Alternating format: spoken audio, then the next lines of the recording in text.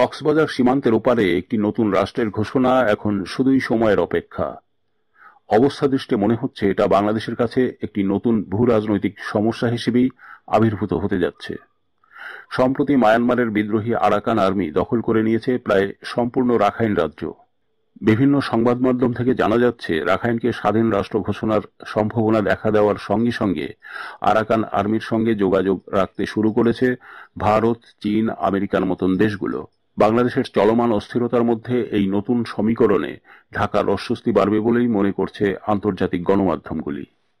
যমুনা 24 নিউজে এক প্রতিবেদনে বলা হয়েছে, ১.৫ দশক আগে ২০০৯ সালের ১০ই এপ্রিল প্রতিষ্ঠিত হয় ইউএলএ, ইউনাইটেড লীগ অব আরাকানের সামরিক শাখা আরাকান আর্মি।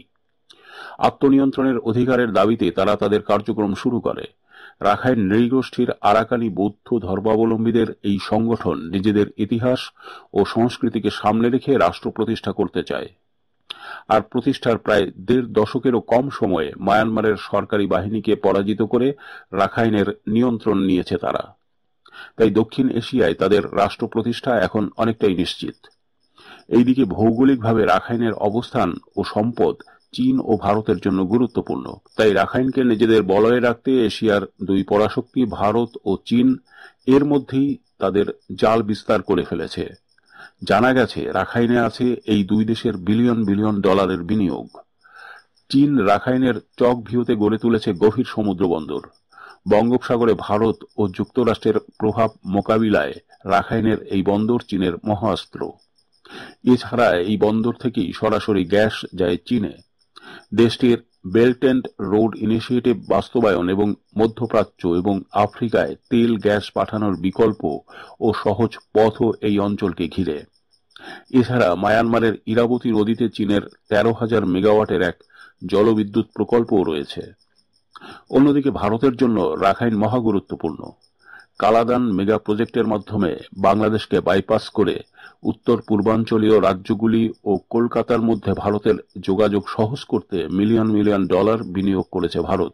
এছাড়া উত্তর পূর্বাঞ্চলীয় রাজ্যগুলি চীনের বিচ্ছিন্নকরণের হুমকি মোকাবিলায়ও রাখাইন ভারতের জন্য গুরুত্বপূর্ণ। অপরদিকে যুক্তরাষ্ট্র ও পশ্চিমা দেশগুলোর কাছেও রাখাইন গুরুত্বপূর্ণ অবস্থান নিয়ে আছে। এশিয়ার এই অঞ্চলের প্রভাব ও বাণিজ্যিক পরিস্থিতি নিজেদের নিয়ন্ত্রণে রাখতে রাখাইনের বিকল্প নেই তাদের কাছে। এমতাবস্থায় প্রশ্ন উঠছে, রাখাইন নিয়ে আন্তর্জাতিক ভূ রাজনীতির যে নতুন সমীকরণ শুরু হয়েছে তাতে বাংলাদেশের পরিস্থিতি এবং অবস্থান কি হবে। প্রতিবেদনটিতে আরও বলা হয়েছে, মায়ানমার সরকার এবং আরাকান আর্মি দুপক্ষের সঙ্গেই ভালো সম্পর্ক আছে ভারত ও চীনের। নতুন রাষ্ট্র গঠন হলেও এই দুই দেশের তেমন প্রভাব পড়বে না। তবে নতুন রাষ্ট্র গঠিত হলে চাপ বাড়বে বাংলাদেশের। সীমান্তে থাকা প্রতিবেশী মায়ানমারের সঙ্গে বাংলাদেশের কূটনৈতিক এবং বাণিজ্যিক সম্পর্ক একেবারেই সীমিত। স্পর্শকাতর রোহিঙ্গা ইস্যু, সমুদ্র সীমা বিরোধ, মায়ানমারের সরকারি বাহিনীর সাথে বাংলাদেশের আকাশ ও সমুদ্র সীমা লঙ্ঘন, পার্বত্য অঞ্চলকে নিজেদের বলে দাবি করার মতন বহু কারণে দুই দেশের সম্পর্কও বরফ শীতল। এছাড়া নিজেদের স্বার্থ রক্ষায় রোহিঙ্গা ইস্যুতে কার্যত হাত গুটিয়ে নিয়েছে ভারত ও চীন। ফলে শরণার্থী রোহিঙ্গারা নতুন সংকট হিসেবে আবির্ভূত হতে যাচ্ছে। জানা গেছে রোহিঙ্গা ও আরাকান আর্মির মধ্যে বিরোধ বহু পুরনো।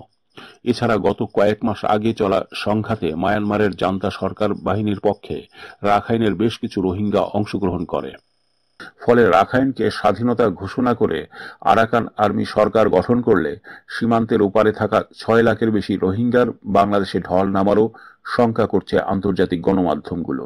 এছাড়া বাংলাদেশের অবস্থান নেওয়া ১০ লাখেরও বেশি রোহিঙ্গার ফেরত যাওয়াও অনিশ্চিত হয়ে পড়বে। এমন ভূ রাজনৈতিক পরিস্থিতিতে বাংলাদেশের অবস্থান ও তার সীমান্ত রক্ষা একটি গুরুত্বপূর্ণ সংকট হিসেবে উপস্থিত হতে পারে বলে মনে করছেন আন্তর্জাতিক বিশ্লেষকরা।